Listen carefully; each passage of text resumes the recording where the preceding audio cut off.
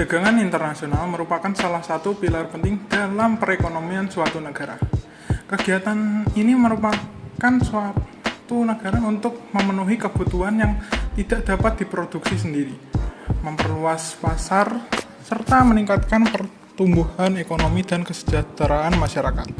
Dalam era globalisasi, arus barang, jasa, dan modal antar negara semakin meningkat sehingga diperlukan sistem yang terorganisir dengan baik. Namun, pelaksanaan perdagangan internasional tidak dapat berjalan secara bebas tanpa adanya pengaturan.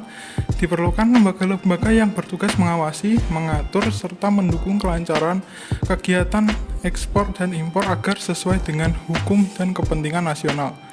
Tanpa adanya pengawasan perdagangan internasional, berpotensi menimbulkan berbagai masalah seperti penyelundupan, ketidakseimbangan devisa, serta risiko keamanan.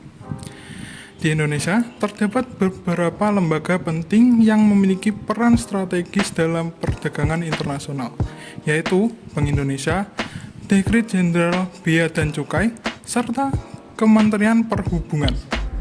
Ketiga lembaga ini memiliki fungsi yang berbeda-beda namun saling melengkapi dalam menciptakan sistem perdagangan internasional, yaitu tertib, aman, dan efisien.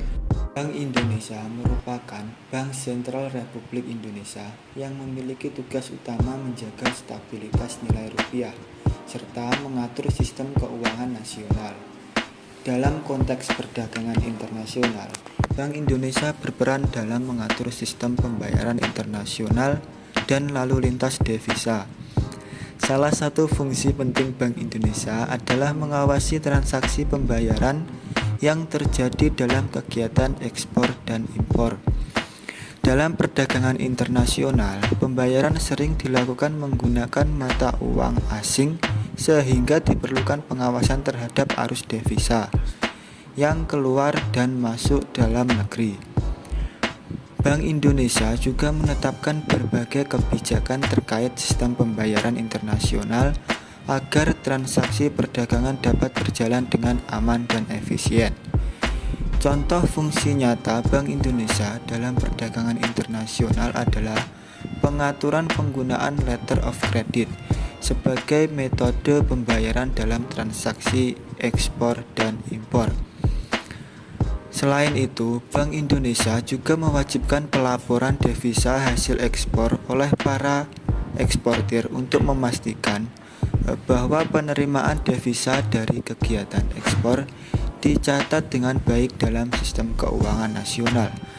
Dengan adanya peran Bank Indonesia, stabilitas nilai tukar dan sistem pembayaran internasional dapat terjaga sehingga kegiatan perdagangan internasional dapat berjalan dengan lancar.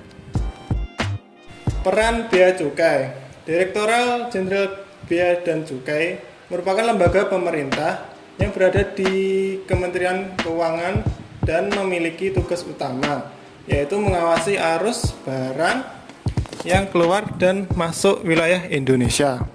Dalam perdagangan internasional, Bea Cukai memiliki peran yang sangat penting karena setiap barang ekspor maupun impor harus melalui proses pemeriksaan dan pengawasan oleh lembaga ini.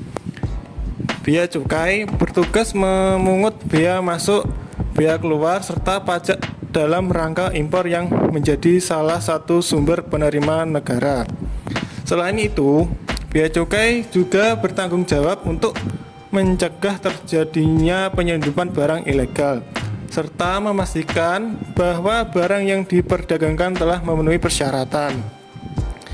Contoh fungsi nyata Bea Cukai dalam perdagangan internasional adalah pemeriksaan dokumen ekspor dan impor di pelabuhan atau bandara internasional. Petugas Bea Cukai juga melakukan pemeriksaan fisik terhadap barang yang masuk ke wilayah Indonesia untuk memastikan bahwa barang tersebut sesuai dengan dokumen yang dilaporkan. Selain itu, Bea Cukai juga melakukan penindakan terhadap barang-barang ilegal seperti narkotika, barang terlarang, atau barang yang tidak memiliki izin impor.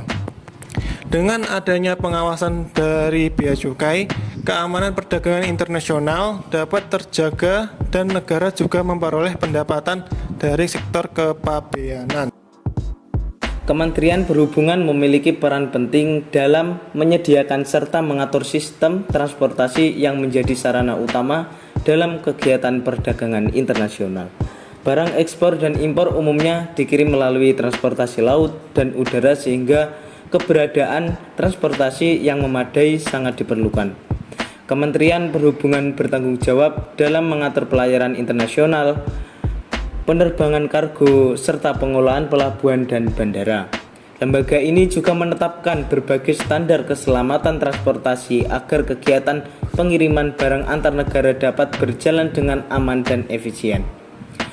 Contoh fungsi nyata Kementerian Perhubungan dalam perdagangan internasional adalah pengaturan kapal jalur pelayaran internasional yang digunakan oleh kapal pengangkut barang ekspor dan impor.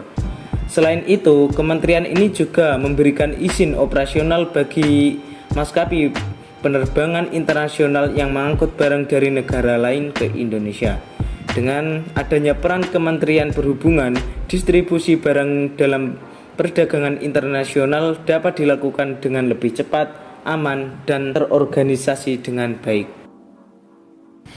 Hubungan antara undang-undang, peraturan pemerintah, dan peraturan menteri. Dalam sistem hukum Indonesia terdapat hierarki peraturan undang-undang yang menjadi dasar pelaksanaan perdagangan internasional, yaitu undang-undang merupakan dasar hukum utama yang mengatur prinsip-prinsip umum. Berikutnya, peraturan pemerintah dibuat untuk menjelaskan lebih rinci tentang ketentuan dalam undang-undang. Berikutnya, peraturan pemerintah mengatur pelaksanaan teknis dan prosedur operasional di lapangan. Ketiga peraturan ini memiliki hubungan yang bersifat hierarkis dan saling melengkapi sehingga kebijakan perdagangan internasional dapat berjalan terstruktur dan jelas.